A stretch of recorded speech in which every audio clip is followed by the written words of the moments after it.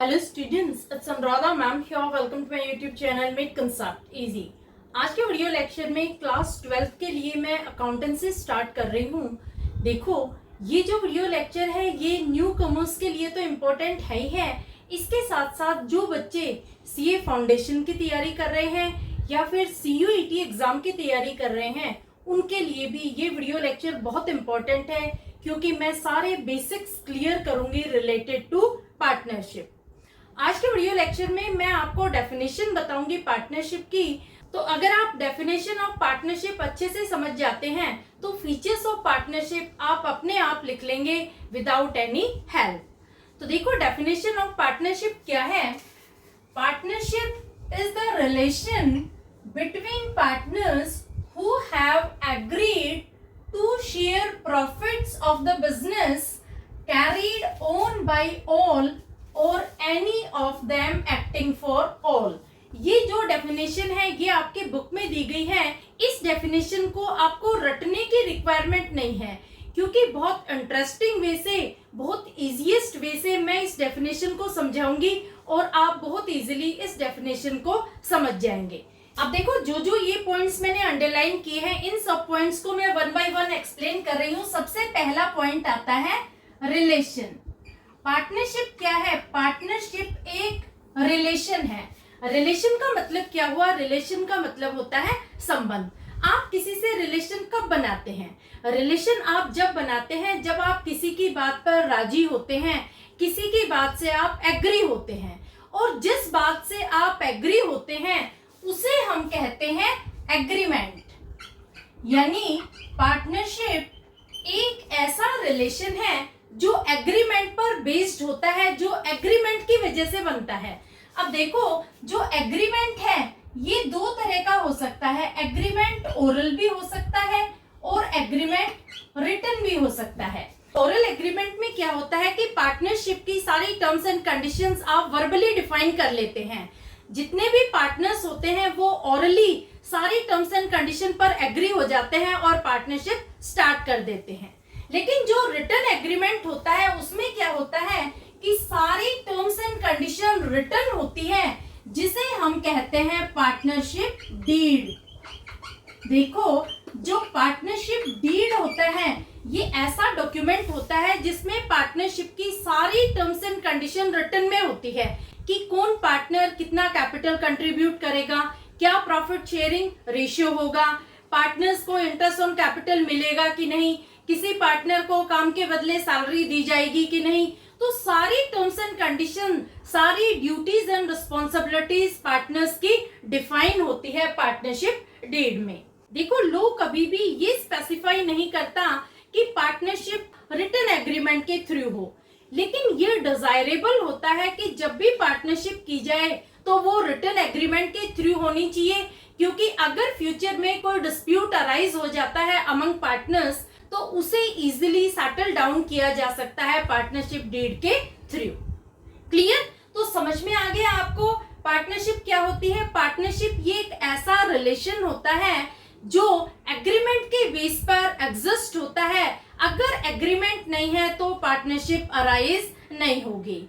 Partnership हमेशा outcome होती है एग्रीमेंट का। और ये एग्रीमेंट कैसा होता है? ये ओरल भी हो सकता है और रिटन भी हो सकता है। देखो, जो रिटन एग्रीमेंट है वो मैंडेटरी नहीं है लेकिन डिजायरेबल है, क्योंकि इन फ्यूचर अगर पार्टनर्स के बीच में कोई डिस्प्यूट अराइज हो जाता है, कोई मिसअंडरस्टैंडिंग अराइज हो जाती है तो उसे पार्टनरशिप डीड के थ्रू इजीली सेटल डाउन किया जा सकता है।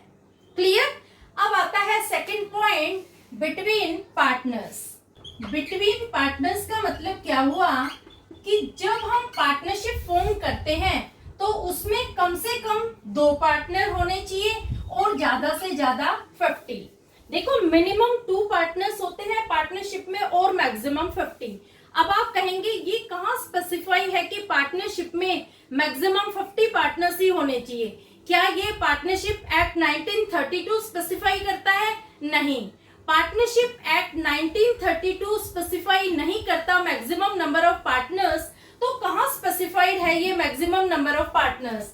ये स्पेसिफाइड है सेक्शन 464 ऑफ कंपनीज एक्ट 2013।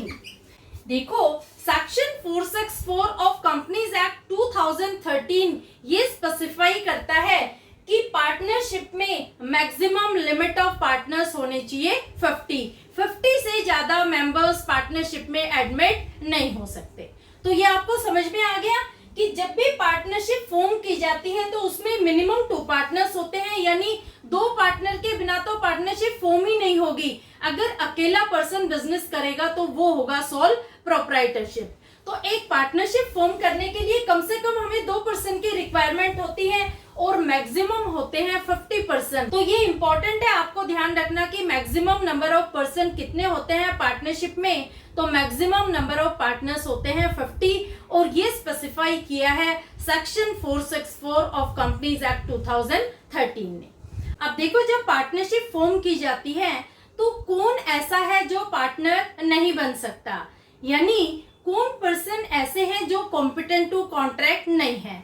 तो every person except 2 person are competent to contract. कौन कौन से वो लोग हैं जो पार्टनर नहीं बन सकते। तो as per Indian contract act number 1, person of unsound mind. देखो अगर एक पर्सन जो दिमाग से पागल है, जो इंसेन है, मैड है, वो कभी भी कॉम्पिटेंट टू कॉन्ट्रैक्ट नहीं होता, यानी वो पार्टनर नहीं बन सकता। दूसरा है पर्सन डिस्क्वालिफाइड बाय लॉ, जिसे लॉ ने ही डिस्क्वालीफाई कर दिया हो, वो पर्सन कभी भी कॉम्पिटेंट टू कॉन्ट्रैक्ट नहीं होता, यानी वो पार्टनर नहीं बन सकता। तो आपको ध्यान रखना है कौन कौन ऐसे लोग हैं जो पार्टनरशिप में पार्टनर नहीं बन सकते। पहला है पर्सन ऑफ अनसाउंड माइंड और दूसरा है पर्सन डिस्क्वालिफाइड बाय लॉ। देखो आप लोग ये सोच रहे होंगे कि मैंने माइनर के बारे में बात क्यों नहीं की।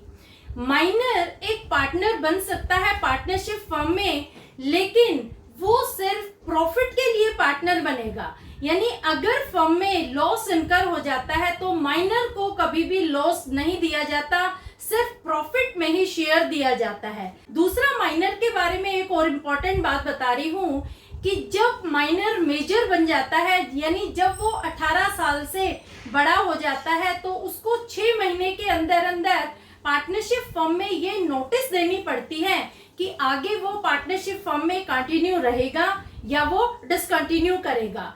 अगर वो ऐसा नहीं करता है तो पार्टनरशिप फर्म में उसे डीम्ड पार्टनर समझ लिया जाता है, यानी पार्टनरशिप फर्म में उसे एक एग्जिस्टिंग पार्टनर के रूप में ले लिया जाता है और जो लायबिलिटीज दूसरे पार्टनर्स की होती हैं, जो एक्शन दूसरे पार्टनर पर लिए जाते हैं, वो उस पर भी एप्लीकेबल होंगे। अब देखो यहाँ तक ये दोनों पॉइंट आपको क्लियर हो गए कि पार्टनरशिप एक रिलेशन है।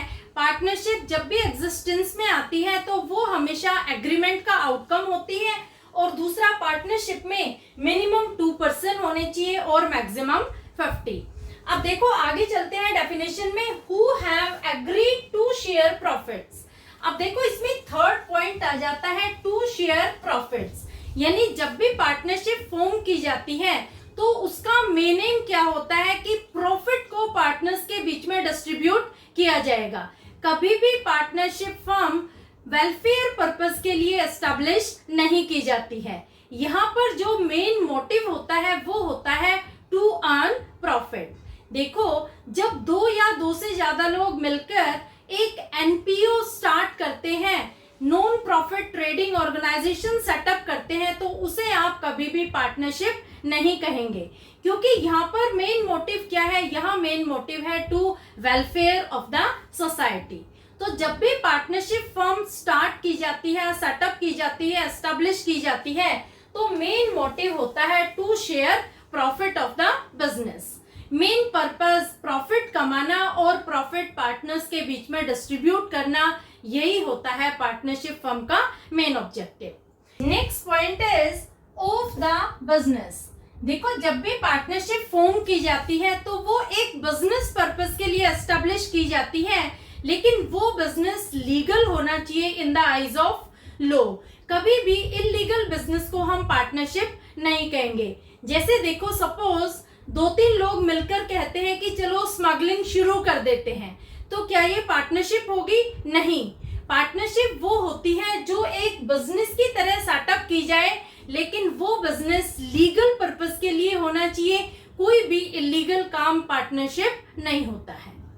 क्लियर? आगे, carried on by all or any of them acting for all, ये इसका पांचवा पॉइंट आ जाता है। देखो, जब भी पार्टनरशिप फॉर्म की जाती है तो उसमें हर पर्सन, हर पार्टनर एक प्रिंसिपल का भी रोल प्ले करता है और एक एजेंट का भी, यानी वो अपनी वर्किंग से दूसरों को भी बाइंड कर देता है और दूसरे की वर्किंग से वो खुद भी बाउंड हो जाता है। अब देखो, इसे मैं आपको एक एग्जांपल से समझा रही हूँ। सपोज ए, बी और सी, ये तीन पार्टनर हैं।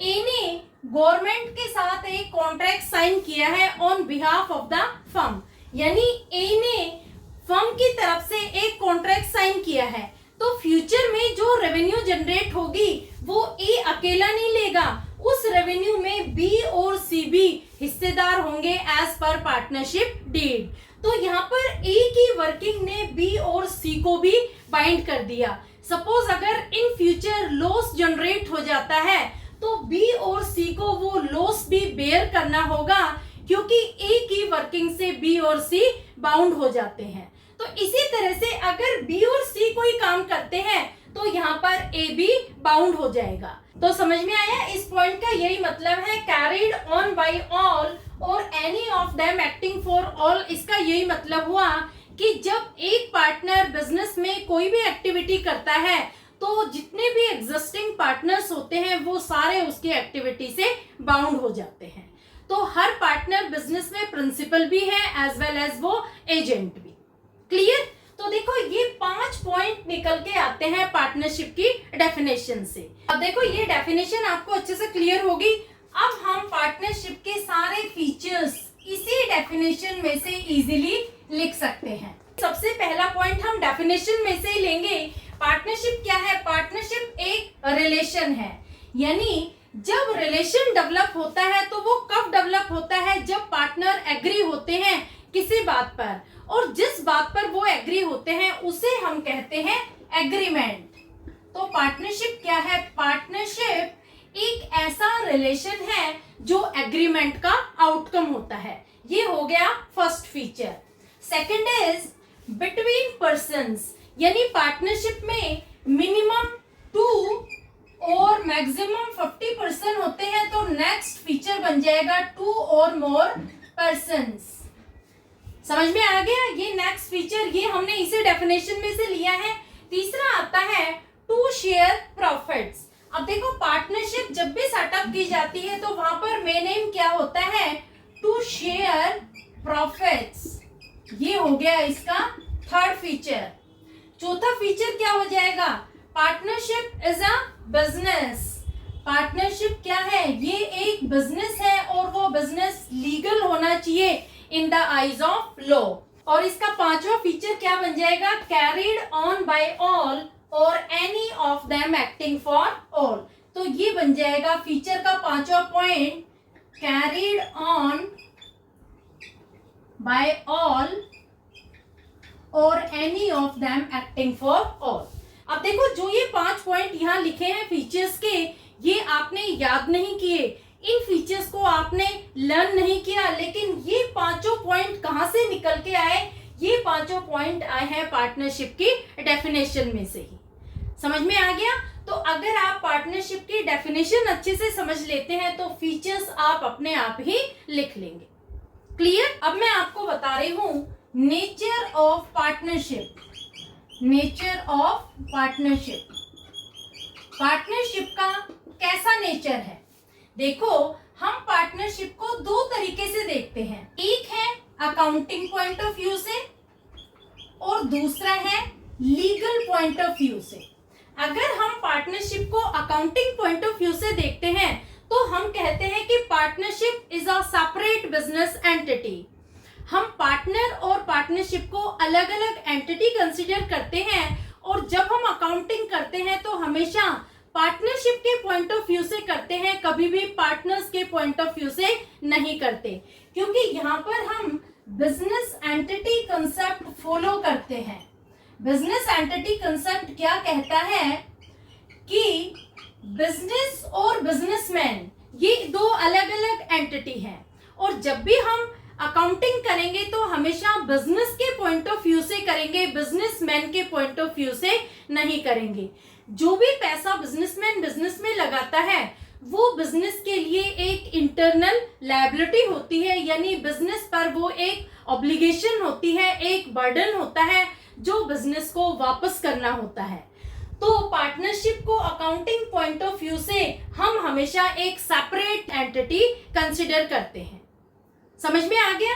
लेकिन अगर हम बात करते हैं लीगल पॉइंट ऑफ व्यू की, तो यहाँ पर हम पार्टनरशिप को कभी भी पार्टनर से अलग नहीं मानते। पार्टनर और पार्टनरशिप को हम एक ही बिजनेस एंटिटी समझते हैं, कभी भी उन दोनों को सेपरेट कंसिडर नहीं करते। क्योंकि देखो, अगर पार्टनरशिप में से पार्टनर्स को निकाल दिया गया तो पार्टनरशिप फर्म का कोई भी एग्जिस्टेंस नहीं होगा। तो लीगल पॉइंट ऑफ व्यू क्या कहता है कि partnership is not a separate entity, not a separate entity.